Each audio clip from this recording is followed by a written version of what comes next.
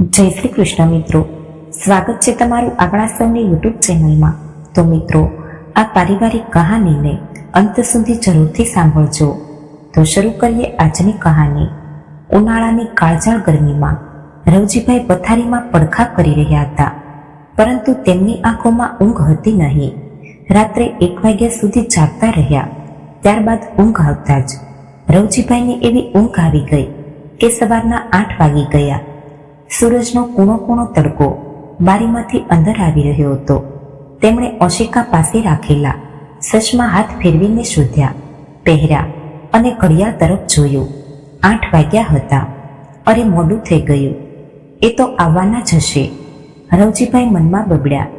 લાકડીના ટેકે રૂમમાંથી બહાર આવ્યા. તેમનો દીકરો જીગર ત્યાં જ બેસીને નાસ્તો કરી રહ્યો હતો. તેઓ પણ તેની પાસે આવીને બેસી ગયા. રેશમા વહુ, મને પણ ચા આપ. રવજીભાઈએ પોતાની વહુને કહ્યું. તો અંદર ઊભેલી રેશમા મનમાં બળતી બબડવા લાગી. લો, ઉઠતાની સાથે જ હુકમ ચલાવવાનું શરૂ. વહુ નહીં, જાણે કોઈ મશીન થઈ ગઈ, જેને આખો દિવસ ચલાવવાનું કહો પણ ક્યારેય થાકી નહીં. અહીં અમે બંને છીએ જે આખો દિવસ એમની સેવા કરી રહ્યા છીએ, અને બીજી બાજુ મારા જેઠ જેઠાણી છે જે કોઈ જવાબદારી લીધા વગર જિંદગીની મજા લઈ રહ્યા છે.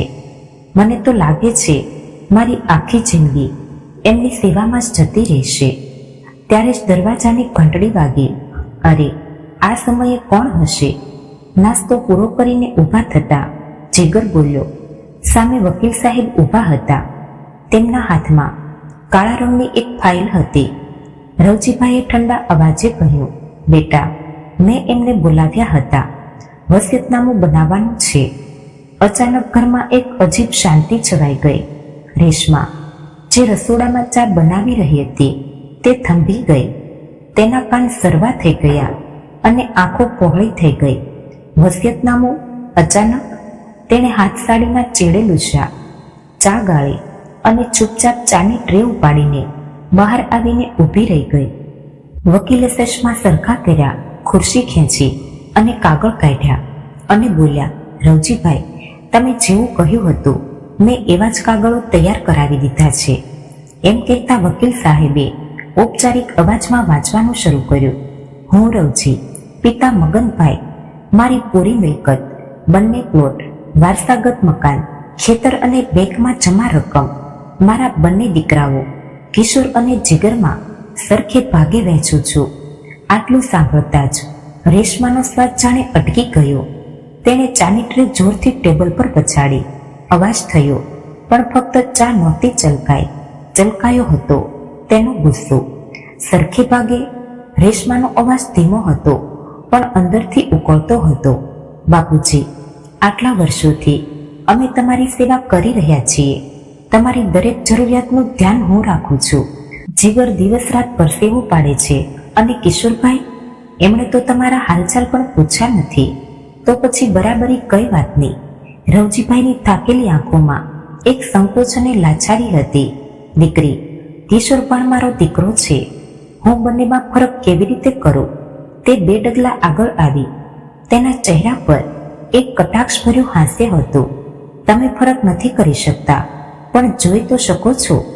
તમારા બંને દીકરાઓમાં કેટલો ફરક છે. શું 2 આંખો હોવા છતાં તમને તે દેખાતું નથી? જીગરે રેશમાનો હાથ દબાવ્યો અને ધીમેથી બોલ્યો, બસ રેશમા, ચૂપ થઈ જા. બાપુજી જે સાચું સમજશે તે જ કરશે. પણ રેશમાના ચહેરા પર તે સમયે એવી શાંતિ છવાયેલી હતી જે કોઈ તોફાન પહેલાની ચેતવણી આપી રહી હતી.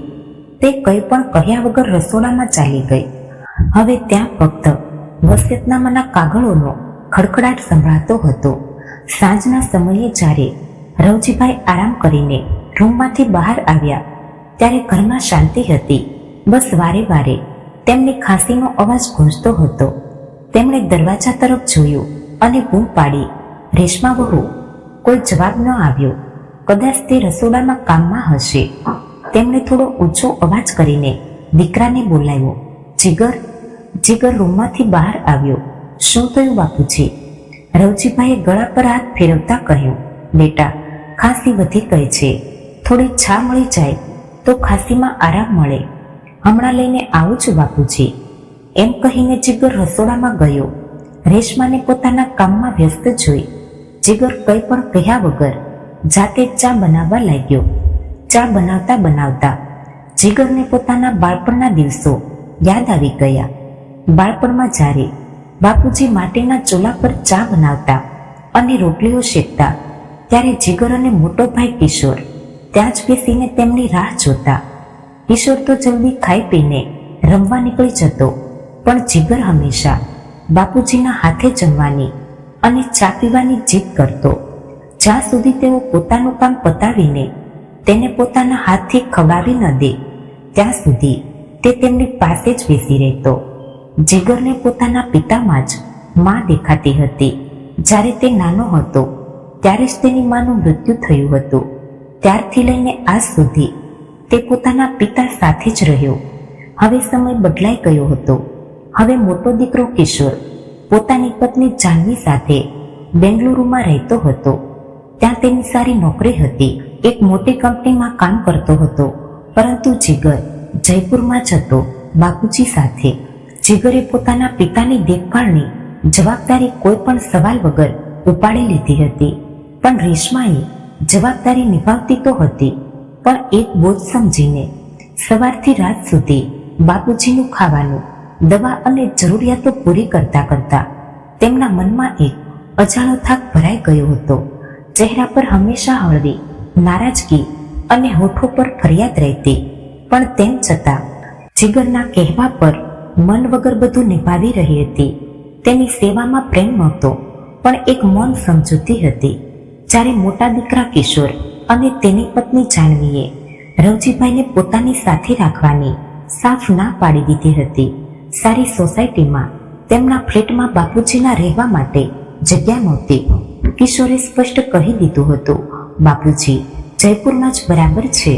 તેમની દેખભાળ માટે અમારી પાસે સમય નથી. રવજીભાઈએ આ બધું સાંભળ્યું હતું, પણ પોતાને સમજાવી લીધું કે પોતાનો જ દીકરો છે, ક્યાંક ને ક્યાંક તેની પણ મજબૂરી હશે. પણ રેશમાના મનમાં આ વાત ખૂંચી ગઈ હતી. આજે જમ્યા પછી જ્યારે રવજીભાઈએ દવા માંગી તો રેશમાએ રસોડામાંથી જ અવાજ આપ્યો, જીગર તું આપી દે, મારી પાસે સમય નથી. જીગર ચોંકી ગયો, કારણ કે આ પહેલી વાર હતું જ્યારે રેશમાએ બાપુજીની દવા આપવાની સાફ ના પાડી દીધી હતી. રેશમાનો ચહેરો હવે દિવસે ને દિવસે બદલવા લાગ્યો હતો. પહેલા જાતે બાપુજીને નારાજ મનથી પણ સમયસર જમાડતી, દવા આપતી અને બાકીની જરૂરિયાતો પૂરી કરતી હતી. હવે તે જાણી જોઈને ટાળવા લાગી હતી. ક્યારેક જમવાનું પૂછ્યા વગર સામે મૂકી દેતી, ક્યારેક દવા ટેબલ પર પછાડીને ચાલી જતી. બાપુજીની આંખોમાં સવાલ હતા, પણ જીભ પર ન આવતા. રેશમાના મનમાં હવે એક જ વાત ઘર કરી ગઈ હતી, સેવા અમે કરીએ અને મિલકત સરખી ભાગે વેચાય. મનોમન નક્કી કરી લીધું હતું કે આ અન્યાય હું ક્યારેય સહન નહીં કરું. જીગર પણ ધીરે ધીરે રેશમાના આ બદલાવને અનુભવી રહ્યો હતો, પણ કંઈ બોલ્યો નહીં. રાત્રે જ્યારે બધા સૂવા ગયા ત્યારે રેશમા મોડે સુધી પડખા ફેરવતી રહી. તેના મનમાં એક નવી યોજના આકાર લઈ રહી હતી. ઘરના બાકીના સભ્યો સૂઈ રહ્યા હતા. તે તોફાનથી અજાણ જે હવે તેમના ઘરમાં ઉઠવાનું હતું. 2 દિવસ આમ જ વીતી ગયા. વસિયતનામાની વાત પછી રેશમાનું વર્તન પૂરી રીતે બદલાઈ ગયું હતું. પહેલા તે ઉદાસ મનથી રામજીભાઈની સેવા કરતી હતી, પણ હવે તેમની કોઈ પણ વાત પર ભડકી જતી હતી. તેનો ગુસ્સો હવે ખુલીને બહાર આવી રહ્યો હતો. જીગર આ જોઈ રહ્યો હતો. તેની પત્ની હવે હંમેશા છેડાયેલી રહેતી હતી. ચહેરા પર ભ્રમરો ખેંચાયેલી, આંખોમાં અંગારા. જીગરના મનમાં વિચાર આવ્યો, ક્યાંક કામનો બોજ વધુ હોવાથી તો આવું નથી થઈ રહ્યું ને. જો રેશમા પર કામનો બોજ ઓછો થઈ જાય તો કદાચ તેનો સ્વભાવ સુધરી જાય. તેણે બીજા જ દિવસે એક કામવાળી બાઈ રાખી લીધી.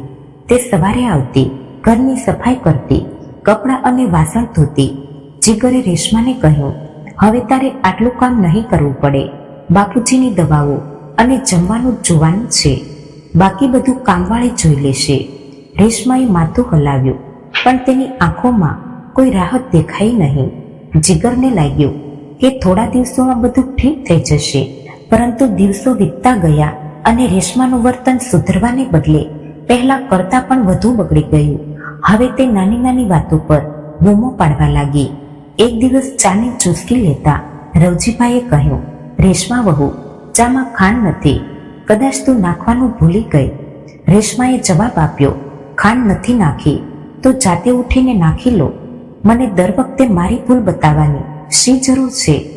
જીગરે તેને ટોકી, રેશમા આમ કેમ બોલી રહી છે? રેશમાએ ઠંડી નજરથી તેને જોયો અને બોલી, જે સાચું છે તે જ બોલી રહી છું. તને નથી દેખાતું હું કેટલી થાકી ગઈ છું? જીગર ચૂપ રહ્યો, પણ તેને સમજાતું નહોતું કે કામવાળી બાઈ રાખ્યા પછી પણ રેશમાની નારાજગી કેમ વધી રહી છે. પછી એક દિવસ એવા સમાચાર આવ્યા જેણે રેશમાના ગુસ્સાની આગમાં ઘી નાખ્યું.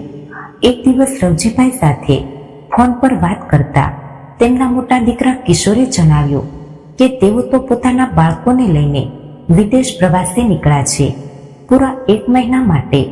રેશમા સુધી જ્યારે આ વાત પહોંચી ત્યારે તે જાણે બળીને રાખ થઈ ગઈ.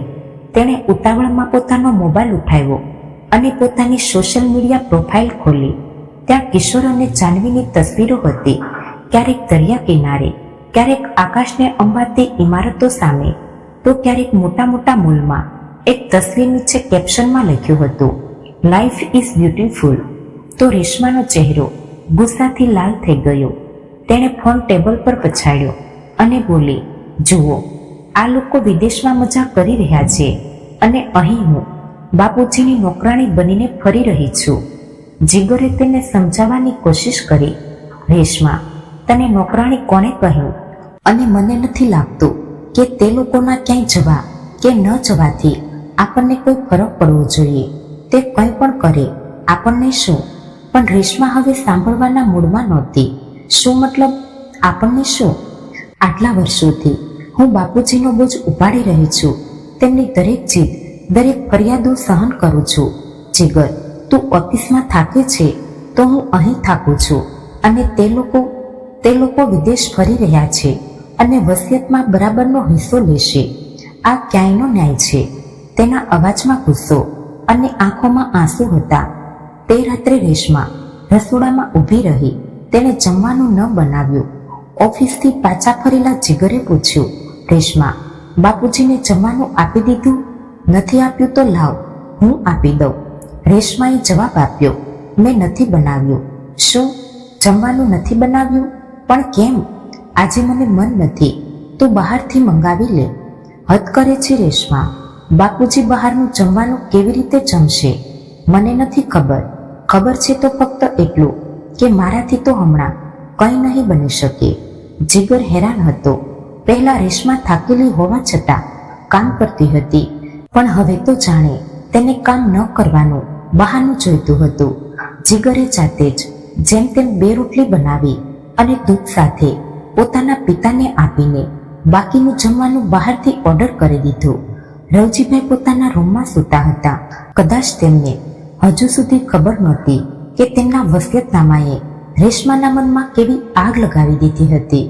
જીગર જોઈ શકતો હતો કે હવે રેશમાના ચહેરા પર ફક્ત 2 ભાવ દેખાતા હતા, ઈર્ષા અને નફરતના ભાવ. તે સમજી ગયો કે તેની અંદર ભરાયેલો ગુસ્સો હવે કામના બોજનો નહીં, પણ મનની અંદર ઉછરી રહેલી કડવાશનો હતો. ઘરમાં શાંતિ હતી, પણ તે શાંતિમાં એક તોફાન તૈયાર થઈ રહ્યું હતું. હવે રવજીભાઈ ચારે પણ કંઈ ખાવાનું માંગતા તો રેશમા કાન બંધ કરીને બેસી રહેતી. પોતાના પુત્રને બોલાવતા તો તેને પણ દાદાજી પાસે જવાની ના પાડી દેતી. ક્યારેક ક્યારેક કામવાળી બાઈ તેમના પર દયા ખાઈને રસોડામાંથી કોઈ ફળ લાવીને કાપી આપતી. રેશમાએ જ્યારે તેને આમ કરતા જોઈ તો જોરથી ધમકાવી દીધી, આગળથી ક્યારે આવું કર્યું તો હું કામ પરથી કાઢી મૂકીશ. ત્યાર પછી કામવાળી બાઈએ પણ પોતાના કામ પૂરતું જ ધ્યાન રાખવાનું શરૂ કરી દીધું. આજે બપોરે જ્યારે ઘડિયાળમાં 4 વાગી રહ્યા હતા ત્યારે રવજીભાઈએ રૂમમાંથી ધીમા અવાજે બૂમ પાડી, દીકરી, કંઈ ખાવાનું હોય તો આપ. તેમના અવાજમાં નબળાઈ હતી, પણ રેશમાના કાનમાં તે વધુ એક માગ બનીને ગુંજી. તે રસોડામાંથી ગુસ્સામાં બહાર આવી. ચહેરા પર ગુસ્સો છવાયેલો હતો. પણ આ કોઈ સમય છે ખાવાનો? તેણે તીખા અવાજમાં કહ્યું. બપોરે જમવામાં તો તમે દાળ ભાત શાક અને રોટલી લીધા હતા ને, અને હવે ફરીથી કંઈક જોઈએ છે. જે રોટલી શાક બનાવ્યા હતા તે ખલાસ થઈ ગયા છે. તમારે તો બીજું કોઈ કામ જ છે નહીં ખાવા સિવાય. આ ઘર છે, કોઈ ખાવાનું બનાવવાની ફેક્ટરી નથી જે તમારા માટે 24 કલાક ચાલતી રહે. ચૂપચાપ સૂઈ જાઓ. હવે જે કંઈ પણ ખાવું હોય તે સાંજે મળશે. રવજીભાઈ કંઈ કહે તે પહેલા જ રેશમા ફરીને પોતાના રૂમ તરફ ચાલી ગઈ. રવજીભાઈની આંખોમાં એક ઉદાસી છવાઈ ગઈ, પણ તેઓ ચૂપ રહ્યા. તે સમયે જીગર ઓફિસેથી વહેલો પાછો આવી ગયો હતો. દરવાજા પાસે ઊભા રહીને તેણે રેશમાની બધી વાતો સાંભળી લીધી. તેના પગલાં અંદર વધ્યા ત્યાં સુધીમાં રેશમા પોતાના રૂમમાં જતી રહી હતી. જીગરના મનમાં ગુસ્સો ભભૂકી ઉઠ્યો. તે ઝડપથી રૂમમાં ગયો. જ્યાં રેશમા પલંગ પર બેસીને પોતાની મનપસંદ સિરિયલ જોવાનું શરૂ કરી ચૂકી હતી. હવે એવી મસ્ત થઈને બેઠી હતી જાણે કંઈ થયું જ ન હોય. ટીવીના અવાજ વચ્ચે જીગરનો અવાજ ગુંજ્યો. રેશમા, આ શું રીત હતી બાપુજી સાથે વાત કરવાની? તે વૃદ્ધ છે, બીમાર રહે છે, અને તું તેમની સાથે આમ બોલી રહી છે. રેશમાએ રિમોટ નીચે મૂક્યું અને ફરીને જીગરને જોયો. હા, બોલી રહી છું. અને શું કરું? દિવસ રાત તેમની સેવામાં ઊભી રહું? બધી ફરમાઈશો પૂરી કરતી રહું? દર 2 કલાકે કંઈક જોઈએ છે. હું પૂછું છું, મને પણ આરામ જોઈએ કે નહીં? હું માણસ છું, કોઈ મશીન નથી. જીગરનો ગુસ્સો વધુ વધ્યો. તને શરમ નથી આવતી? બાપુજીએ હંમેશા આપણું ધ્યાન રાખ્યું છે, અને હવે જ્યારે આપણો વારો છે તેમનું ધ્યાન રાખવાનો, ત્યારે તું આવું વર્તન કરી રહી છે. રેશમા પણ હવે ભડકી ઉઠી. ધ્યાન રાખ્યું? હા, રાખ્યું છે તમારું, પણ હું તો જ્યારથી લગ્ન કરીને અહીં આવી છું બોજની જેમ બેઠા છે મારા માથા પર. અને ઉપરથી વસિયતમાં કિશોરભાઈની બરાબરનો હિસ્સો. તે વિદેશ ફરવાનો આનંદ લઈ રહ્યા છે. સોશિયલ મીડિયા પર રોજ 150 તસવીરો પોસ્ટ કરી રહ્યા છે આપણને બળવા માટે. જ્યારે મોબાઈલ પર તેમની તસવીરો જોઉં છું ને, મને તો થાય છે કે દિવાલમાં પછાડું મોબાઈલ. બસ, હવે બહુ થયું. હવે કાન ખોલીને સાંભળી લે જીગર. કાં તો આ ઘરમાં બાપુજી રહેશે, કાં તો હું રહીશ. રૂમમાં શાંતિ છવાઈ ગઈ. જીગર સ્તબ્ધ હતો. રેશમાની વાતો તેની છાતીમાં ખંજરની જેમ ખૂંચી. તે કંઈ કહેવા માંગતો હતો, પણ શબ્દો ન નીકળ્યા. દલીલોનો પડઘો આખા ઘરમાં તણાવ બનીને ફેલાઈ ગયો. રાત્રે જમવાનું કોઈએ ન ખાધું. રવજીભાઈ પોતાના રૂમમાં ચૂપચાપ સૂતા રહ્યા. કદાચ તેમણે બધું જ સાંભળી લીધું હતું. બીજી સવારે રવજીભાઈએ નાસ્તા પછી જીગરને પોતાની પાસે બોલાવ્યો. તેમનો અવાજ ધ્રુજી રહ્યો હતો. જીગર, હું નથી ઈચ્છતો કે મારા કારણે તમારા બંને વચ્ચે અણબનાવ થાય. ઘરની શાંતિ જળવાઈ રહે તે માટે હું વૃદ્ધાશ્રમ ચાલુ જઈશ. જીગર ચોંકી ગયો. બાપુજી, આ તમે શું કહી રહ્યા છો? હું આવું ક્યારેય નહીં થવા દઉં. પણ રવજીભાઈ બોલ્યા, ના બેટા, મેં નિર્ણય કરી લીધો છે. હવે હું અહીં રહીને આ ઘરના કંકાસને વધુ વધારવા નથી માંગતો. રેશમા પર બોજ બનીને હું વધુ રહેવા નથી માંગતો. તો મને ત્યાં છોડી આવ. જીગરનું દિલ બેસી ગયું. ધ્રુજતા અવાજે બોલ્યો, તમે કહો તો ભાઈ સાથે વાત કરો. તેમના વિદેશથી પાછા આવ્યા પછી તમને થોડા દિવસ બેંગ્લોર છોડી આવો. ના બેટા, હું નથી ઈચ્છતો કે મારા લીધે કોઈ પણ હેરાન થાય. રવજીભાઈએ પોતાની આંખોના આંસુ છુપાવતા કહ્યું. જીગર લાચાર બનીને રહી ગયો, પણ રવજીભાઈના ચહેરા પર એક અજીબ શાંતિ હતી. ત્યારે જ રેશમા, જે પાછળ ઊભી રહી, તેમની બધી વાતો ધ્યાનથી સાંભળી રહી હતી, ઠંડા અવાજે બોલી, જીગર, બાપુજી બરાબર કહી રહ્યા છે. હવે મારાથી વધુ નહીં થઈ શકે. તો તેમને વૃદ્ધાશ્રમ છોડી આવ. બધાની ભલાઈ એમાં જ છે. જીગરે તેની તરફ જોયું. તેની પત્નીની આંખોમાં હવે ન તો થાક હતો, ન દર્દ. ચહેરા પર ફક્ત એક કઠોરતા છવાયેલી હતી અને દિલમાં ખૂબ ઉત્સાહ. જીગરનું મન ભારે હતું. એક તરફ તેના જન્મદાતા હતા, જેમણે તેને પાળી પોષીને મોટો કર્યો, સારું જીવન આપ્યું.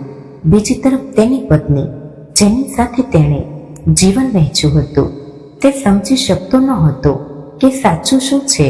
ઘરમાં તણાવની દિવાલો ઊંચી થઈ ગઈ હતી અને તે બપોરે જ્યારે જીગર પોતાના પિતાનો બેગ ઉઠાવ્યો ત્યારે રેશમાએ ચૂપચાપ નજર ફેરવી લીધી. બહાર રસ્તા પર શાંતિ હતી. જીગરની આંગળીઓ લાચારીથી બેગના હેન્ડલને મજબૂતીથી પકડી રહી હતી. તેણે ફરી એકવાર રેશમા તરફ જોયું. કદાચ આશા હતી કે તે કંઈક કહેશે, તેને રોકશે, પરંતુ ના, તેની આંખોમાં કોઈ ભાવ નહોતો. આ તો તેના માટે કોઈ બોજમાંથી મુક્તિની ક્ષણ હતી. રવજીભાઈ ચૂપચાપ ઊભા હતા. તેના ચહેરા પર ન કોઈ ફરિયાદ હતી, ન કોઈ દુઃખ, ફક્ત એક શૂન્યતા. વૃદ્ધાશ્રમ જવા માટે જ્યારે તેઓ કારમાં બેઠા ત્યારે રવજીભાઈએ હળવા સ્મિત સાથે કહ્યું, પરેશાન ન થા બેટા, દરેક જણ પોતાની જિંદગી પોતાની રીતે જીવવા માંગે છે. મને કોઈ ફરિયાદ નથી. જીગર કંઈ ન કહી શક્યો. કાર આગળ વધી ગઈ. વૃદ્ધાશ્રમના ગેટ પર પહોંચીને જીગરની હિંમત જવાબ દેવા લાગી હતી. ગાડી રોકીને તે થોડીવાર એમ જ બેસી રહ્યો. રવજીભાઈએ હળવા અવાજે કહ્યું, ચાલ બેટા, મોડું ન કર. જીગરની આંખોમાં આંસુ હતા, પણ તેણે તેમને વહેવા ન દીધા. તે ગાડીમાંથી ઉતર્યો, બેગ ઉઠાવી અને પોતાના પિતા સાથે અંદર ગયો. જીગરે દસ્તાવેજોની ઔપચારિકતા પૂરી કરી અને જતા પહેલા પિતાના પગ સ્પર્શ કર્યા. ખુશ રહેજે બેટા, તેમણે આશીર્વાદ આપ્યા. પરંતુ જીગરનો અવાજ ગળામાં રૂંધાઈ ગયો. તે કંઈ પણ કહ્યા વગર ઝડપથી પડ્યો અને બહાર નીકળી ગયો. પાછો ગાડીમાં આવીને બેઠો તો માથું સ્ટેરિંગ પર રાખીને ધ્રુસકે રડી પડ્યો. ઘણીવાર પછી જ્યારે તે ઘરે પહોંચ્યો ત્યારે દરવાજા પર રેશમા ઊભી હતી. ચહેરા પર સંતોષની હળવી ઝલક હતી. છોડી આવ્યા? તેણે સપાટ અવાજે પૂછ્યું. જીગરે કોઈ જવાબ ન આપ્યો. તે અંદર ગયો અને સીધો પોતાના રૂમમાં જઈને પલંગ પર સૂઈ ગયો. છતને તાકી રહેતા તેના મગજમાં એક અજીબ બેચેની હતી. બીજા દિવસે રવિવાર હતો. રેશમા આજે ખૂબ મોડી ઉઠી હતી. તેના માટે આ સવાર ખૂબ સુખદ હતી, કારણ કે દર રવિવારની જેમ તેને બાપુજી માટે ચા બનાવવાની ઉતાવળ નહોતી. આજે ઘરમાં ખાંસીનો અવાજ નહોતો ગુંજી રહ્યો. એક અલગ જ પ્રકારનો સુકૂન અનુભવી રહી હતી આજે તે. બીજી તરફ જીગરે આખી રાત પડખા ફેરવતા વિતાવી હતી. કોઈને કંઈ પણ કહ્યા વગર તે ચૂપચાપ ઘરમાંથી બહાર નીકળી ગયો. ઘણીવાર પાર્કમાં ફરતો રહ્યો, પણ મન ખૂબ ભારે હતું. વિચાર્યું કે સાહિલના ઘરે જવું જોઈએ.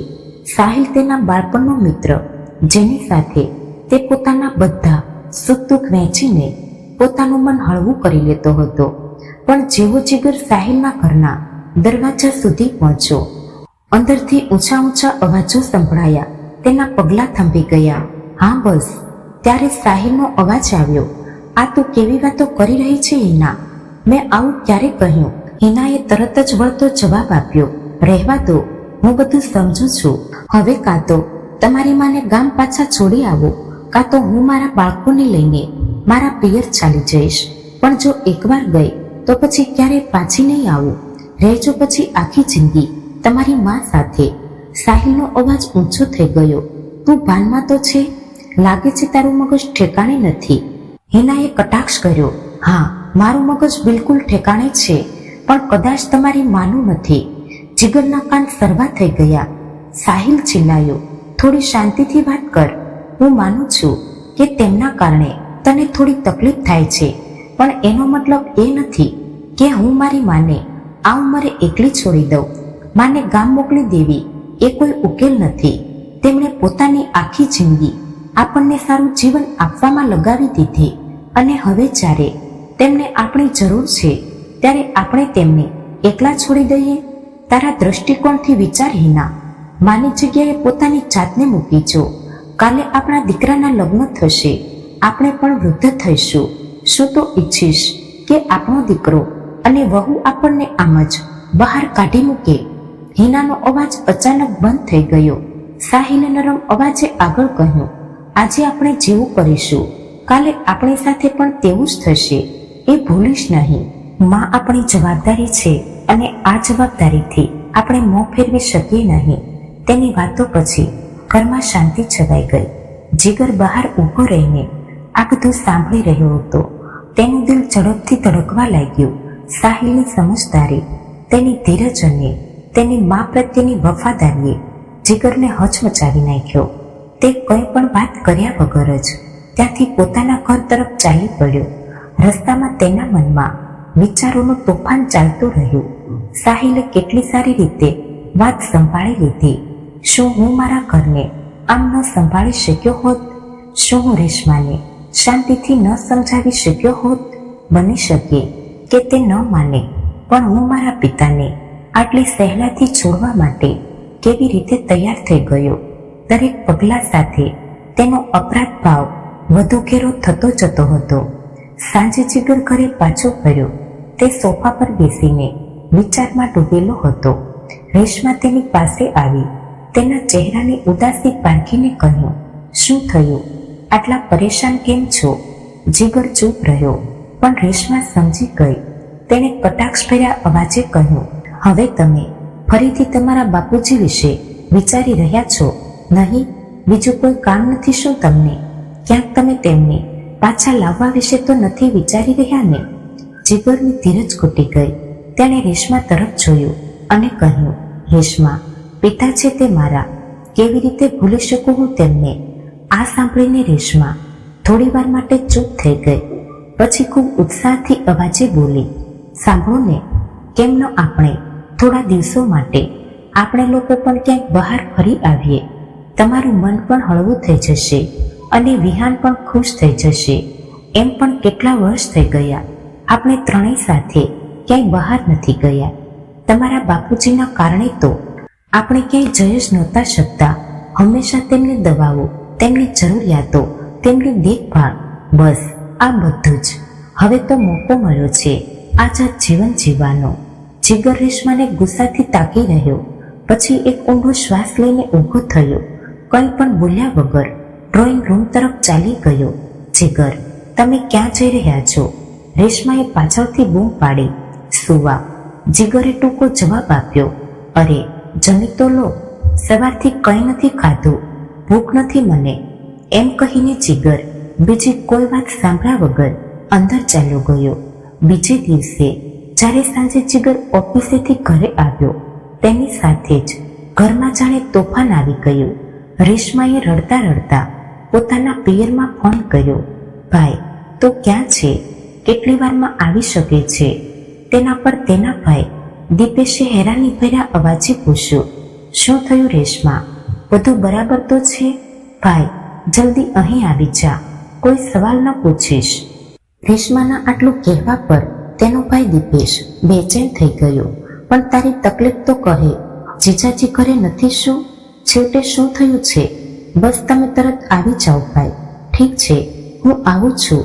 લગભગ અડધા કલાક પછી જ્યારે દીપેશ રેશમાના ઘરે પહોંચ્યો તો જોયું ત્યાં જીગર બેઠો હતો અને રેશમા જોર જોરથી રડી રહી હતી. તેમના 7 વર્ષના વિહાન દીકરાની પણ રડી રડીને આંખો લાલ થઈ ગઈ હતી. શું થયું જીજાજી? એવી શી વાત થઈ ગઈ? દીપેશે પૂછ્યું. પણ જીગરે કંઈ ન કહ્યું તો રેશમા પોતાની આંખોના આંસુ લૂછતા બોલી, આ જુઓ ભાઈ, છૂટાછેડાના કાગળો તૈયાર કરીને લાવ્યા છે. કહે છે કે મારાથી છૂટાછેડા લેવા માંગે છે. દીપેશ સ્તબ્ધ ઊભો હતો. એક ક્ષણ માટે તો તેને લાગ્યું કે રેશમા મજાક કરી રહી છે, પણ તેના આંસુ ખોટા તો હોઈ ન શકે. તે રવજીભાઈના રૂમ તરફ આગળ વધ્યો. કદાચ તેમને કંઈ ખબર હોય કે છેવટે વાત શું થઈ છે, પણ ડોક્યું કરીને જોયું તો રૂમમાં કોઈ નહોતું. તેણે પોતાના ભાણેજને અવાજ આપ્યો, વિહાન બેટા, અહીં આવતો. બેટા દાદાજી ક્યાં છે? બાળકે સૂજેલી આંખો સાથે માસુમિયતથી જવાબ આપ્યો, એ પપ્પા તો તેમને 3-4 દિવસ પહેલા વૃદ્ધાશ્રમ છોડી આવ્યા હતા. દીપેશને જાણે વીજળીનો ઝટકો લાગ્યો. હવે ધીરે ધીરે તેની સામે બધી વાત સ્પષ્ટ થતી જતી હતી. તે ધીમેથી જીગર પાસે ગયો અને તેના ખભા પર હાથ મૂક્યો. તેના અવાજમાં પોતાપણું હતું, પણ સાથે જ ગંભીરતા પણ. જીજાજી, કોઈ સમસ્યા હતી તો અંદરો અંદર બેસીને વાત કરી લેવાય. પણ એક જ ઝટકામાં છૂટાછેડાનો આટલો મોટો નિર્ણય લઈ લેવો ઠીક નથી. બસ આટલું સાંભળતા જ જીગરની ધીરજનો બંધ તૂટી ગયો. તેની આંખોમાંથી આંસુ છલકાઈ પડ્યા. તે ઊંડો શ્વાસ લેતા તૂટતા અવાજે બોલ્યો, મેં મારા 70 વર્ષના વૃદ્ધ પિતાને વૃદ્ધાશ્રમમાં છોડી દીધા ફક્ત આ સ્ત્રીના કારણે. તારી બહેને તો જાણે કસમ ખાધી હતી કે તેમને ઘરમાંથી કાઢીને જ રહેશે. ન તો પોતે તેમની સાથે સારી રીતે વાત કરતી હતી, ન તો બાળકને તેમની પાસે જવા દેતી હતી. તેમનું જીવવું હરામ કરી નાખ્યું હતું. નોકરાણીને પણ ના પાડી દીધી હતી કે બાપુજીની કોઈ મદદ ન કરે. પરેશાન થઈને છેવટે તેમણે જ કહી દીધું, મને વૃદ્ધાશ્રમ મોકલી દો. જીગરે બંને હાથથી પોતાનો ચહેરો ઢાંકી દીધો અને ધ્રુસકે રડી પડ્યો. પછી થોડો સંભાળીને ભરાયેલા ગળે બોલ્યો, તું કદાચ નથી જાણતી, જ્યારે હું 4 વર્ષનો હતો ત્યારે મારી માં અમને છોડીને જતી રહી હતી. બાપુજીએ પછી ક્યારેય બીજા લગ્ન ન કર્યા, ફક્ત એટલા માટે કે અમારા જીવનમાં કોઈ સાવકી માં ન આવે. તેમણે પોતે એકલા જ અમને મોટા કર્યા. ઘર અને બહાર બંને એકલા સંભાળ્યું. જીગરની ભીની આંખોમાં વીતેલા દિવસોની યાદો ભરાઈ આવી. મને યાદ છે, જ્યારે હું નાનો હતો, બાપુજીની આંગળી પકડીને ચાલતો હતો. તેમની હાજરી જ મારી સુરક્ષા હતી. કામથી થાકીને આવતા તો પણ મારી જીભ પર મેળો બતાવવા લઈ જતા, અને જ્યારે હું ચાલતા થાકી જતો ત્યારે પોતાના ખભા પર બેસાડીને આખો મેળો ફેરવતા. અને આજે કહેતા તેનો અવાજ ધ્રુજવા લાગ્યો. આજે જ્યારે તેમને મારી ખભાની સૌથી વધુ જરૂર હતી, મેં જ તેમને પારકા કરી દીધા. ધિક્કાર છે મારા પર. 3 દિવસ થઈ ગયા પણ તેમનો લાચાર ચહેરો મારી આંખો સામેથી હટતો નથી. આટલું સાંભળ્યા પછી દીપેશે ગુસ્સાથી રેશમા તરફ જોયું, પણ તે હજુ પણ ગુસ્સામાં હતી. આંચું લૂછતા બીજી તરફ મોં ફેરવીને ઊભી રહી. જીગર બોલ્યો, મારા બાપુજીએ પોતાના બાળકોનું ભવિષ્ય સુધારવા આખી જિંદગી લગાવી દીધી. આપણા લોકો માટે આ ઘર એમ જ તૈયાર નથી થઈ ગયું. તેને બનાવવામાં તેમણે પોતાના લોહી પરસેવાના એક ટીપાથી આ ઘરની એક ઈંટને સીંચી. જો હું મારા ભગવાન સમાન પિતાનો ન થઈ શક્યો તો મારી પત્ની અને દીકરાનો કેવી રીતે થઈ શકું? કહેતા નાના બાળકની જેમ જીગર રડી પડ્યો. તેની વાતો સાંભળીને રેશમાને હવે મનોમન પોતાની ભૂલનો અહેસાસ થવા લાગ્યો. ગભરાટના કારણે તેની આંગળીઓ સાડીના પાલવને વારંવાર મરોડી રહી હતી. પછી એક લાંબો શ્વાસ લઈને જીગર બોલ્યો, મેં મારા જન્મદાતાને લોકોના હવાલે કરી દીધા, જે તેમની આદતો, તેમની જરૂરિયાતો નથી જાણતા, તેમની બીમારી નથી સમજતા, જે તેમના વિશે કંઈ પણ નથી જાણતા. જ્યારે હું મારા પિતા માટે કંઈ ન કરી શક્યો તો બાકી કોઈના માટે શું કરીશ? મારી પત્નીએ તો મને સાફ કહી દીધું છે કે મારા પિતા તેના માટે બોજ છે.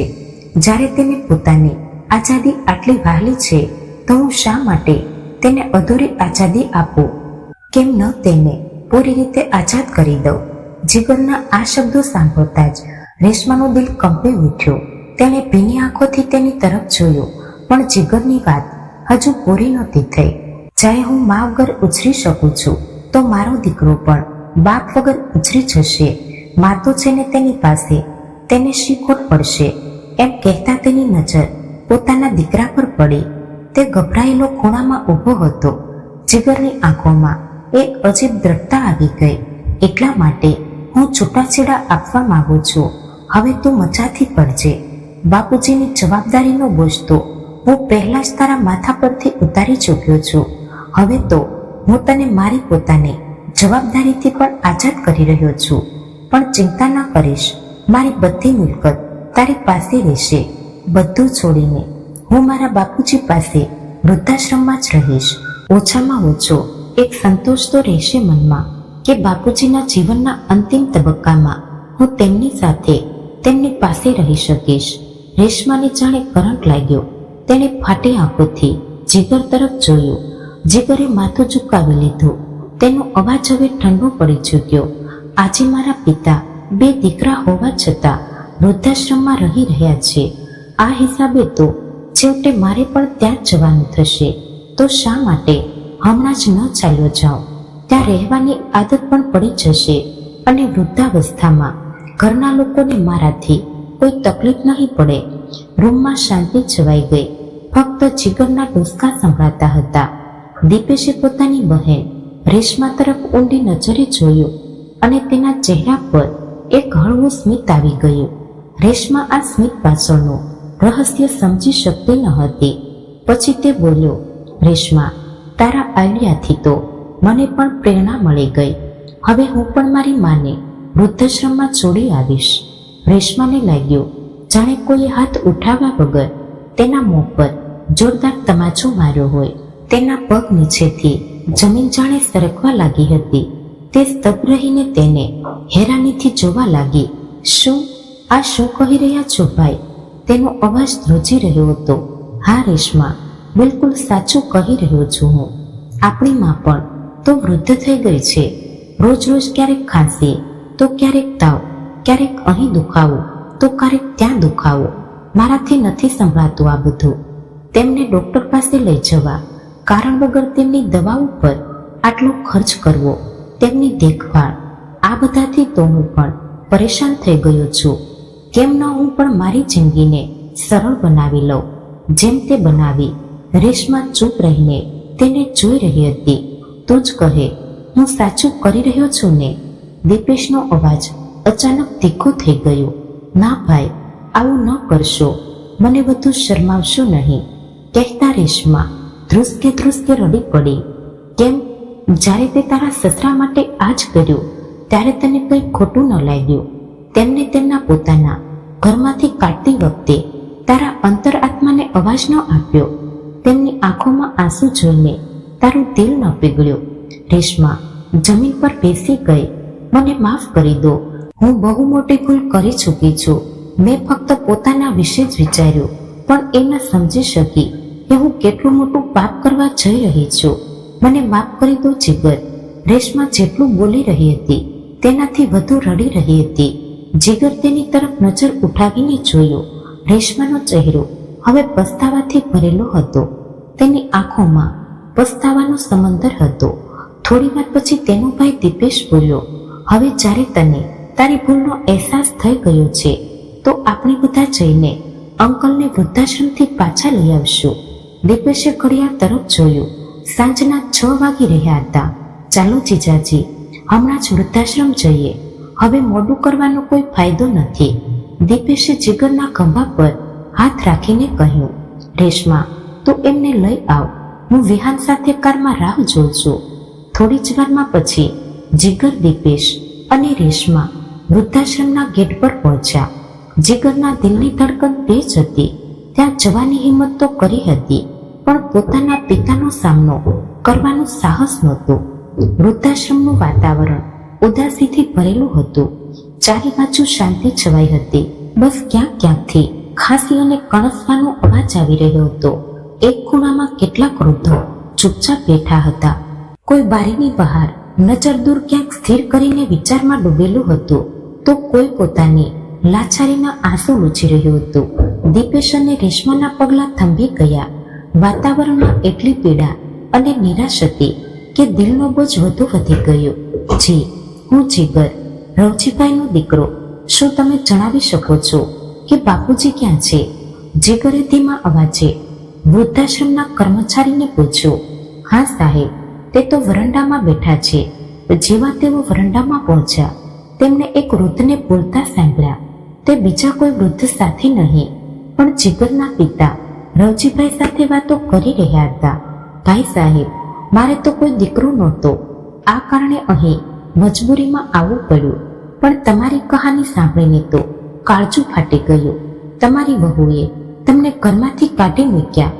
બે દીકરા હોવા છતાં તમે વૃદ્ધાશ્રમમાં રહેવા મજબૂર થઈ ગયા. કેવી નિર્દય સ્ત્રી નીકળી તમારી વહુ, જેણે પોતાના ઘરના વડીલને બેઘર કરી લીધા. જીગરનું દિલ બેસી ગયું. તેણે રેશમા તરફ જોયું.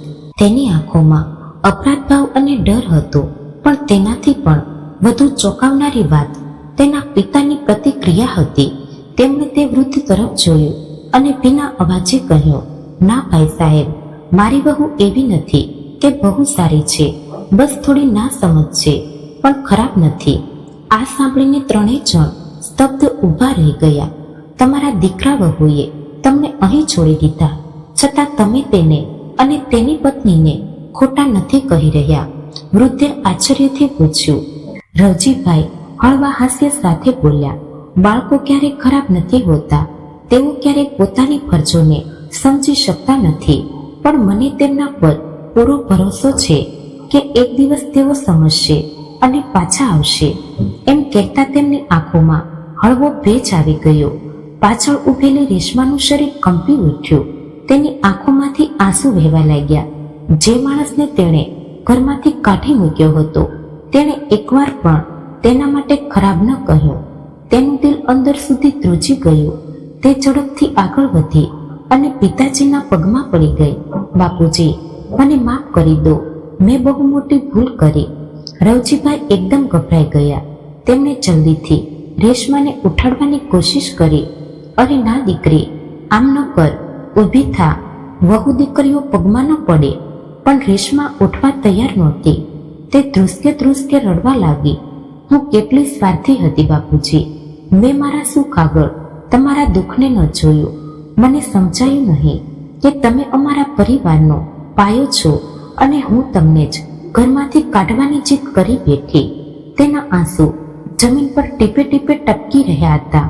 મને માફ કરી દો બાપુજી, તે વારંવાર કહી રહી હતી. જીગર પણ પોતાના આંસુ રોકી ન શક્યો. તે પણ પિતાના પગમાં ઝૂકી ગયો.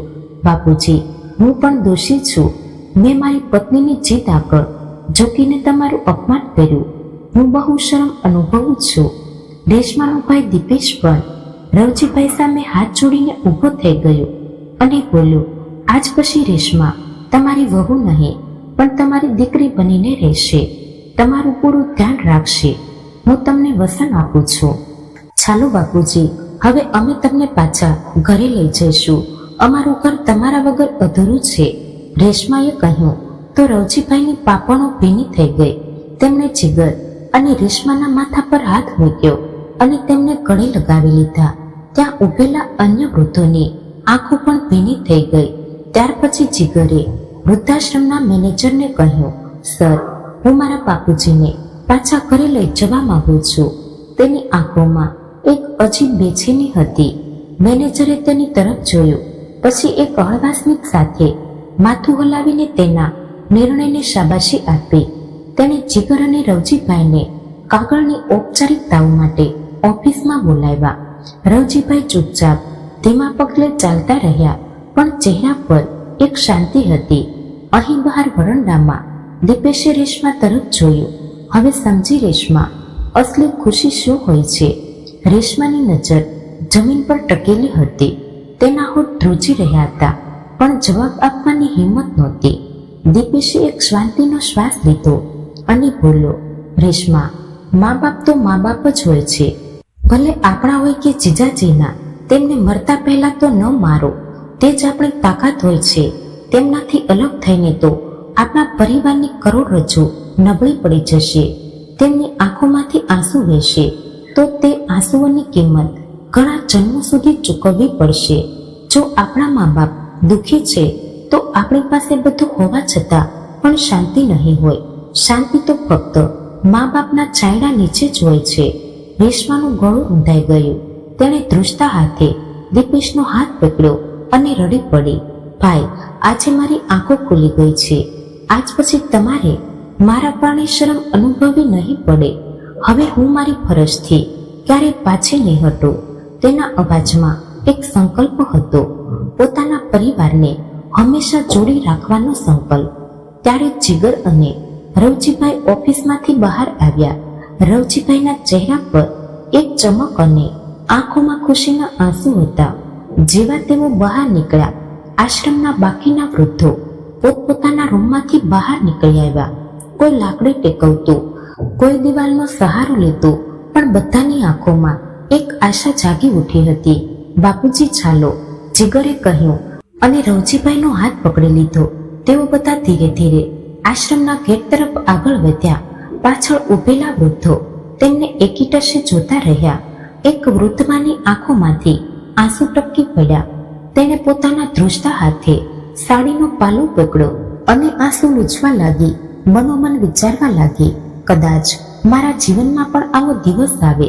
કદાચ મને પણ મારો દીકરો મારો હાથ પકડીને પોતાની સાથે લઈ જાય. બીજી તરફ એક વૃદ્ધ લાકડી જમીન પર ટેકાવતા આગળ આવ્યા અને નબળા અવાજે બોલ્યા, રવજીભાઈ, બહુ ખુશનસીબ છો તમે જે તમારા બાળકો તમને લેવા આવ્યા. મારા બાળકો તો ભૂલી જ ગયા છે કે હું જીવતો પણ છું. તેમના અવાજમાં એવી લાચારી હતી કે ત્યાં ઉભેલો કોઈ વ્યક્તિ પોતાના આંસુ રોકી ન શક્યો. રવજીભાઈએ ભીની આંખો સાથે તેમને ગળે લગાવ્યા. પછી બધા લોકોથી વિદાય લેતા ગેટ સુધી આવ્યા. ગેટની બહાર ગાડી ઊભી હતી. તેઓ ગાડીમાં બેઠા અને છેલ્લી વાર પાછળ વળીને જોયું. ગાડી ધીરે ધીરે આગળ વધવા લાગી, પણ રવજીભાઈની નજર હજુ પણ પાછળ છૂટેલા તે ચહેરાઓ પર હતી જે એકીટશે તેમને જોઈ રહ્યા હતા. કોઈની આંખોમાં ભીનાશ હતી, કોઈની આંખોમાં એવી આશા હતી કે પોતાના દીકરાઓ તેમને અહીં આવીને પોતાની સાથે લઈ જાય. મિત્રો, મા બાપને વૃદ્ધાશ્રમમાં મૂકતા પહેલા 100 વાર વિચારજો, કેમ કે તમારા બાળકો પણ એ જ કરશે જે તમે કર્યું હશે. તો મિત્રો, વાર્તા પસંદ આવી હોય તો ચેનલને લાઈક અને સબસ્ક્રાઇબ જરૂરથી કરી દેજો. તો ફરી મળીશું એક નવી વાર્તા સાથે. ત્યાં સુધી આપ સૌને જય શ્રી કૃષ્ણ, રાધે રાધે, હર હર મહાદેવ.